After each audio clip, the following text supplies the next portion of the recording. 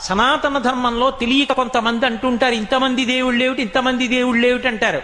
ఇంతమంది దేవుళ్ళు కాదు, ఇంతమందిగా ఉన్న దేవుడు తప్ప ఇంతమంది దేవుళ్ళు ఉండరు. ఆయనే పరమభాగవతోత్తములైన వారి కోసమని దిగి వస్తాడు. ఒక ఆయన తపస్సు చేస్తాడు, ఈశ్వరా మిమ్మల్ని గుర్రంగా చూడాలనుంది, హైగ్రీవుడిగా వస్తాడు. హే భగవన్ మిమ్మల్ని నందిముఖంతో చూడాలనుంది, నందీశ్వరుడిగా వస్తాడు. హే భగవన్ మిమ్మల్ని మనుష్యుడిగా చూడాలనుంది, రామచంద్ర ప్రభువుగా వస్తాడు. హే భగవన్ మిమ్మల్ని ఒక క్షత్రియుడిగా ఉగ్రంగా గడ్రగొడ్డలి పట్టుకు తిరుగుతుంటే చూడాలనుంది, పరశురాముడిగా వస్తాడు. పరమభాగవతోత్తములైనటువంటి వాళ్ళ కోరిక తీర్చడానికి, వాళ్ళకి కనపడడానికి ఒక రూపము దాల్చి కిందకొస్తాను. ఇలా వచ్చినటువంటి విష్ణువు యొక్క అవతారములలో 21 అవతారములను ఉన్నాయి, 21 అవతారములు. వాటిని స్మరిస్తే చాలు, వాటిని ఒక్కసారి జ్ఞాపకానికి తెచ్చుకుంటే